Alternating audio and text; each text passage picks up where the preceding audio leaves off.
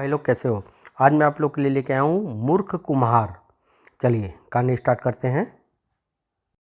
एक गांव में एक मूर्ख कुम्हार अपनी मूर्ख पत्नी के साथ रहता था। उसके पास कई गधे थे। कुम्हार रोज उन गधों पर मिट्टी, घड़े व सुराही आदि लाता था और गांव गांव जाकर आवाज़ लगाता हुआ उन्हें बेचा करता। मिट्टी लो, सुराही लो, मटका लो। एक दिन जब वह मटके बेचने निकला, अरे तुमने अपने आप को समझा क्या है? मैंने तो बड़े बड़े गधों को आदमी बना दिया है, तुम तो चीज ही क्या हो, समझे? मूर्ख कुम्हार उस बात को सुनकर बड़ा आश्चर्यचकित हुआ। बहुत पहुंचा हुआ आदमी होगा, वरना गधे को आदमी भला कोई कैसे बना सकता है? दर्शन करने चाहिए। उसने भीतर झांका। गधो, अपना काम मन लगा कर करो, वरना सबको मुर्गा बना दूंगा। आए, यह किसी को मुर्गा भी बना सकता है? ओह, कितना महान है! वह एक पाठशाला थी। मूर्ख कुम्हार तुरंत वापस अपने घर की ओर दौड़ पड़ा। वह गधों को आदमी बना सकता है और आदमी को मुर्गा। चलकर जल्दी से अपनी पत्नी को बताऊं, हो सकता है कोई ऐसी राह निकल आए जिससे हमारे सारे दुख दर्द दूर हो जाए। घर पहुंचकर कुम्हार ने अपनी पत्नी को सारी बातें कह सुनाई। फिर बोला, वह कोई बहुत ही पहुंचा हुआ इंसान लगता है। तुम ही बताओ मुझे क्या करना चाहिए? तुम भी बड़े मूर्ख हो जी, तुम्हें उससे फ़ायदा उठाना चाहिए। घर में इतने सारे गधे हैं, उनकी देखरेख के लिए कोई तो आदमी चाहिए ही। यदि हम एक गधे को भी आदमी बनवा ले तो सारी परेशानी दूर हो जाएगी। वाह, क्या उपाय सुझाया तुमने बचत का! मैं कल ही मौलवी के पास जाऊंगा। अजी, मैं न हूँ तो दुनिया तुम्हें मूर्ख बनाकर ठग ले। चलो अब खाना खा लो, सुबह तड़के ही उसके पास चले जाना।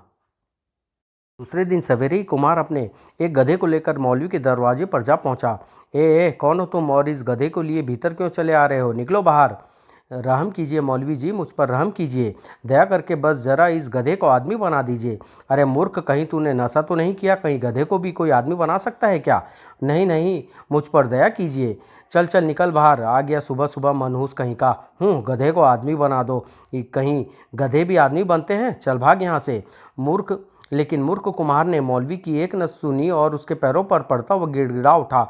आप बहाना बनाते हैं। मैं जानता हूँ कि आप महान व्यक्ति हैं। गधे को आदमी और आदमी को मुर्गा बना सकते हैं। कल ही तो आप लड़के से कह रहे थे कि आपने बड़े बड़े गधों को आदमी बनाया है। मुझ गरीब पर तरस खाइए मौलवी जी, केवल एक गधे को ही आदमी बना दीजिए। तुरंत मौलवी को सारी बात समझ में आ गई। तो कोई मूर्ख है। यदि बच्चों को पढ़ाई के लिए इससे कुछ ले लिया जाए तो कोई बुराई नहीं। सोचने विचारने के पश्चात मौलवी बोला, सुनो, तुम्हारा गधा आदमी तो बन जाएगा, लेकिन इसे आदमी बनाने के लिए 100 रुपये और 2 माह का समय लग जाएगा। कुम्हार तो जैसे तैयार ही था। आप समय और पैसों की चिंता न कीजिए, यह लीजिए 100 रुपये। ठीक 2 माह बाद ही आऊँगा, लेकिन गधा आदमी जरूर बन जाना चाहिए। जरूर जरूर। 2 माह कुम्हार ने बड़ी बेचैनी से काटे और अवधि बीतते ही मौलवी के घर जा धमका। सलाम मौलवी साहब। अरे तुम आओ, बैठो बैठो। जनाब, आपने मेरे गधे को तो आदमी बना ही दिया होगा, कहाँ है वो? अरे भाई, क्या बताऊँ, तुम्हारा गधा तो बहुत ही होशियार निकला। मौलवी ने तुरंत एक झूठी कहानी उसे सुना दी। आदमी बनते ही वह यहाँ से भाग खड़ा हुआ और सीधा राजा के पास नौकरी के लिए जा पहुँचा। राजा भी उससे बहुत प्रभावित हुआ और उन्होंने उसे अपनी राजधानी का थानेदार बना दिया है। आए, इतना समझदार निकला वह। यह जानकर कि उसका गधा बहुत होशियार निकला है, कुम्हार बहुत प्रसन्न हुआ। मौलवी साहब, तब जल्दी से उसका पता बता दें, मैं वहां जाकर उसे गांव लौटा लाऊंगा। आखिर मैंने अपने काम के लिए ही उस गधे को आदमी बनवाया है। राजा से ज़्यादा मुझे उस होशियार की ज़रूरत है। मौलवी ने एक थाने का पता बताते हुए कहा, जब तुम अपने गधे को लेने जाओ तो उसके मुंह में लटकाने वाला चारे का थैला जरूर लेते जाना, वरना तुम्हारा गधा तुम्हें पहचान नहीं पाएगा। आप ठीक कहते हो मौलवी जी, आखिर वह अब गधे से आदमी बन गया है, अपने मालिक को इतनी जल्दी कैसे पहचान पाएगा? उसके बाद कुम्हार मौलवी से विदा लेकर अपने घर की ओर चल दिया। घर पहुंचकर उसने अपने साथ वह थैला लिया जिसमें वह रोज गधे को चारा खिलाया करता था। बेचारा कई दिनों से भूखा होगा, कुछ खाने पीने का सामान डाल लूँ। फिर उस थैले में उसने गधे के खाने का सामान डाला। उसका भोजन बढ़िया रखा है, खाकर जरूर प्रसन्न होगा और मेरे साथ वापस लौट आएगा। फिर अपनी पत्नी से बोला, सुन भगवान, मैं गधे को लेने जा रहा हूँ, वह शहर में थानेदार बन गया है। तब तक न लौटूं, कपाट बंद रखना। ठीक है, जाओ, लेकिन गधे थानेदार के साथ जल्दी लौटना। हमारे बाकी गधे भी अपने भाई से मिलकर बहुत खुश होंगे।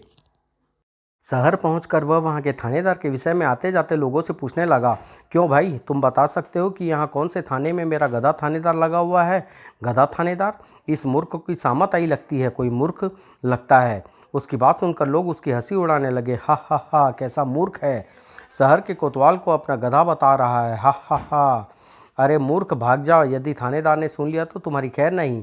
लेकिन मूर्ख कुमार फिर भी कुछ नहीं समझता और हर एक को अपनी बात समझाने का यत्न करता। अरे भाई, आप नाहक ही डर रहे हैं, वह थानेदार मेरा अपना ही गधा है, उसे एक मौलवी की दया से मैंने आदमी बनाया है, उसने बाकी गधों की देख रेख के लिए कहाँ मिलेगा वह। भागो भागो मूर्ख कहीं के। इस प्रकार जब वह हर एक से अपने गधे थानेदार के विषय में पूछता शहर में घूम रहा था तो गश्त लगाते दो सिपाहियों के कानों में भी उसकी बात पड़ी। ए भाई, तुम ही दया करके बताओ ना, यहाँ के थानेदार के बारे में कहाँ मिलेगा वह। बड़ी मुश्किल से मैंने उसे गधे से आदमी बनाया है, लेकिन वह कमबख्त भाग निकला और यहाँ आकर थानेदार बन बैठा है। क्या सुना? यह साला क्या बक रहा है? हाँ, हमारे थानेदार साहब को अपना गधा बता रहा है। चलो खबर लेते हैं इस साले की। दोनों सिपाही अपने डंडे घुमाते हुए कुम्हार की ओर लपके। अरे सिपाही आ रहे हैं, भागो। अरे मूर्ख भाग जा, वरना अब तुम्हारी खैर नहीं। सब भाग गए, मुझे तो मूर्ख समझते हैं, खुद मूर्ख हैं। भला मैं क्यों डर कर भागूँ, थानेदार तो मेरा ही गधा है। क्यों बे, हमारे थानेदार साहब को अपना गधा बताता है? और नहीं तो क्या, वह तुम्हारा गधा है? बड़ी मुश्किल से और नहीं तो क्या, वह तुम्हारा गधा है? बड़ी मुश्किल से मैंने उसे गधे से आदमी बनाया है, राजा की कृपा से थानेदार बन गया तो क्या हुआ, आखिर गधा तो मेरा ही हुआ ना। तुम ही बताओ कहाँ मिलेगा वह। क्या? एक पल के लिए दोनों सिपाही कुम्हार की बात सुनकर सक पका गए, लेकिन दूसरे ही क्षण क्रोधित हो उस पर डंडे बरसाने लगे। साले हमारे साहब को गधा कहता है, ले चलो इसे थानेदार साहब के पास, जब डंडों से पिटाई होगी तब अक्ल आ जाएगी।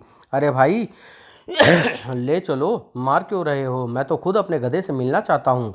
सिपाही उसकी पिटाई करते हुए थाने की ओर ले चले।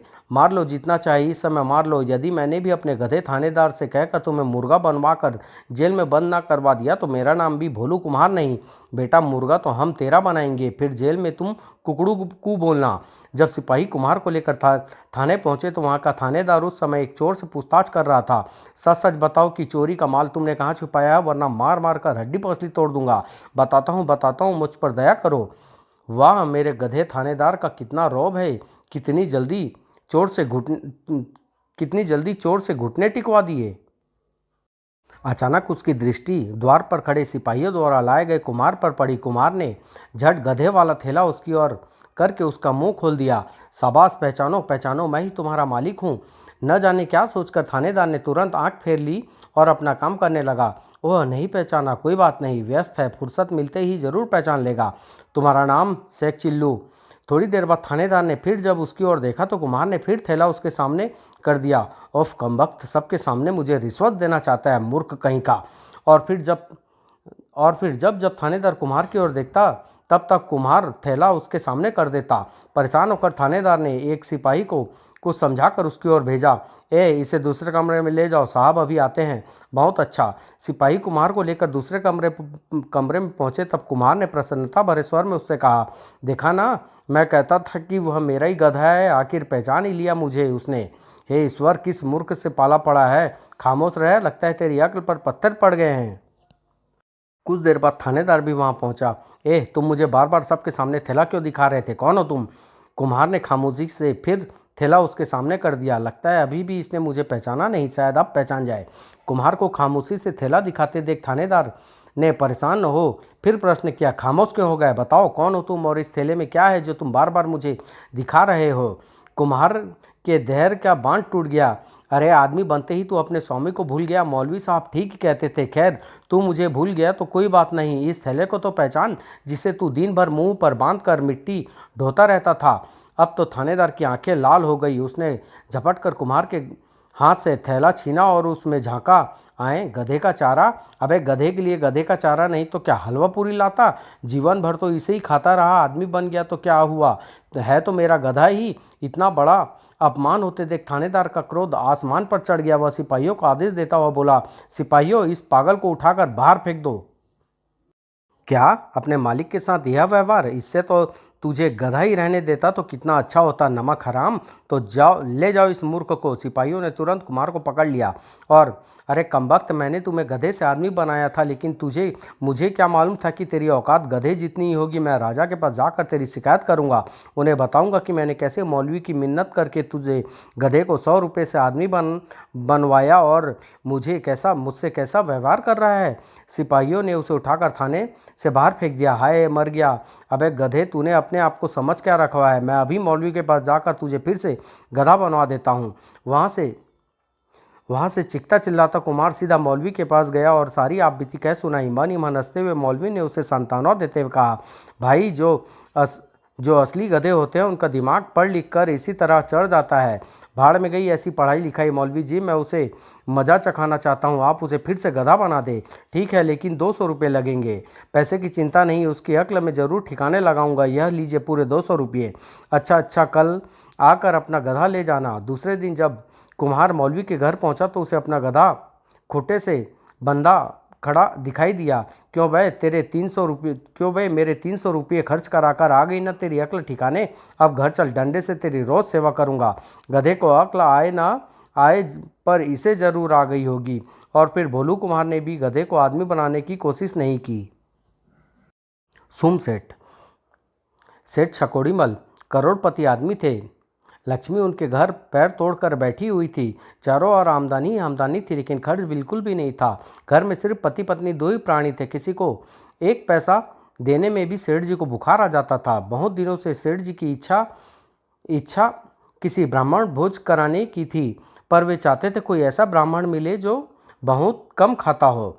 जब भी वह किसी ब्राह्मण को देखते तुरंत पूछ बैठते, महाराज एक समय में आप कितना भोजन करते हैं? यही सेर आधा सेर में काम चल जाता है। सुनकर सेठ जी चुप हो जाते। इसी तरह साल बीत गए और उन्हें कोई भी ब्राह्मण कम खुराक वाले नहीं मिला। स्वामी, सालों बीत गए, लेकिन हमने आज तक एक भी ब्राह्मण को भोजन नहीं कराया। कहीं सारा जीवन व्यर्थ ना चला जाए। भगवान, इच्छा तो मेरी भी बहुत है ब्राह्मण को भोजन कराने की, लेकिन कोई योग्य ब्राह्मण मिले तब ना। खैर, चिंता ना करो, ईश्वर के घर देर है अंधेर नहीं, एक दिन हमारी मुराद अवश्य पूरी होगी। एक दिन सेठ जी किसी कार्य से कहीं जा रहे थे, तभी सामने से एक ब्राह्मण आता दिखाई दिया। वह ब्राह्मण देवता, पूछ कर देखूं शायद तैयार हो जाएं। अरे सेठ छोकड़ीमल, कहीं जा रहा है? मौका अच्छा है। हे प्रभु, मेरे कार्य सफल करना। धनवान तो बहुत है, लेकिन है बड़ा कंजूस। सेठ छोकड़ीमल तुरंत लपक कर ब्राह्मण के पास पहुंचे। ब्राह्मण मन ही मन तब तक एक योजना बना चुका था। महाराज, मैं ब्राह्मण भोज कराना चाहता हूँ। एक समय में आप कितना भोजन करते हैं? केवल आधा छटाक अन्न। सेठ मन ही मन प्रसन्न हुआ तो कि उसे किसी ऐसे ब्राह्मण की तो इतने वर्षों से तलाश थी। वहाँ मिल गया। भला इससे कम खुराक वाला मुझे कहाँ मिलेगा? प्रभु तेरा लाख लाख शुक्र है। मुर्गा फंस गया लगता है। फिर सेठ तुरंत नम्रतापूर्वक ब्राह्मण से बोला, आप कहाँ रहते हैं महाराज? क्या आप हमारे घर भोजन कर हमें धन्य करेंगे? मैं यहीं पास में रहता हूँ। अब जब कहें उपस्थित हो जाऊँगा। शुभ कार्य में देरी कैसी महाराज? मेरी बहुत दिनों से इच्छा थी कि किसी योग्य ब्राह्मण को भोजन करा कर धर्म लाभ करूं। आज मेरी मनोकामना पूरी हुई। आप अभी मेरे साथ मेरी कोठी पर चलिए। मुझे कोई ऐतराज नहीं है यजमान।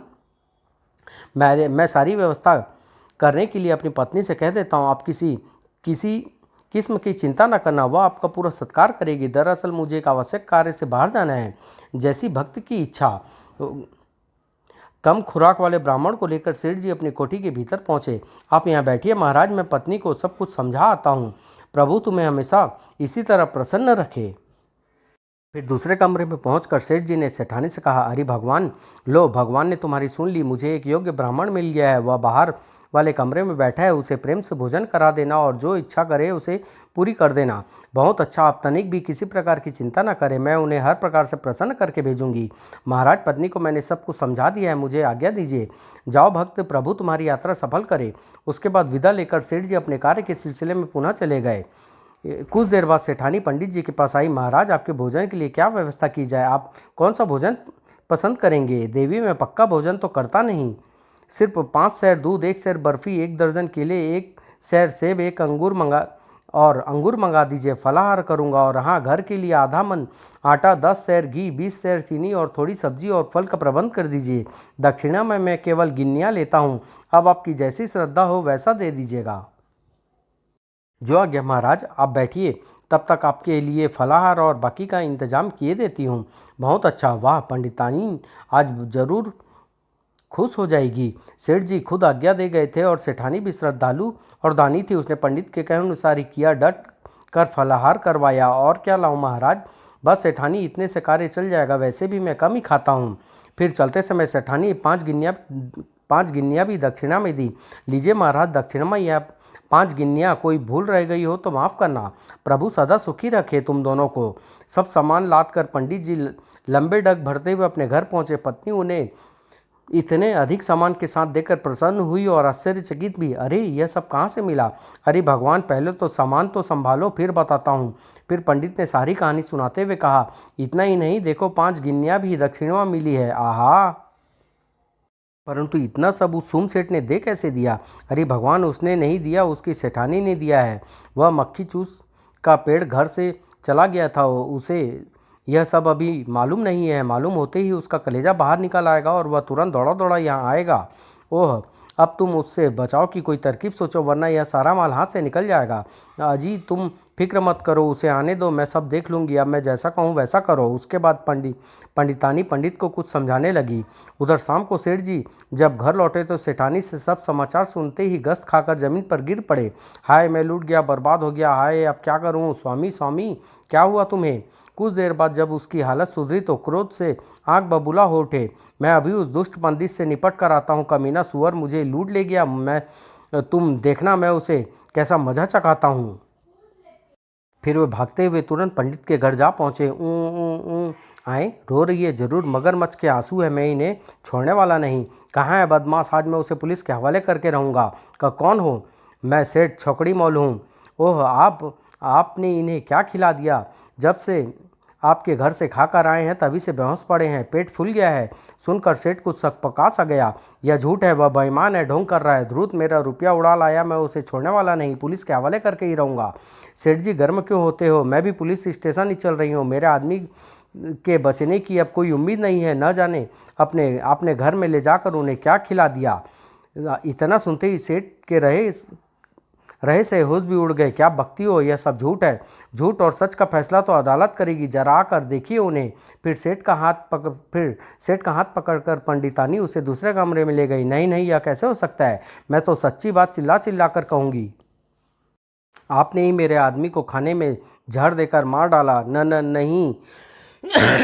सेठ जी डर के मारे कांपने लगे। उन्हें तो जैसे यहाँ लेने के देने पड़ गए थे। मैं सारी दुनिया के सामने सच्चाई चीख चीख कर कहूँगी। सेठ जी ठहरो। किसी तरह अपने आप को संभालते हुए सेठ जी फिर बोले, अरे पंडितानी चुप रहे, धीरे बोल, भगवान के लिए पुलिस को खबर न कर।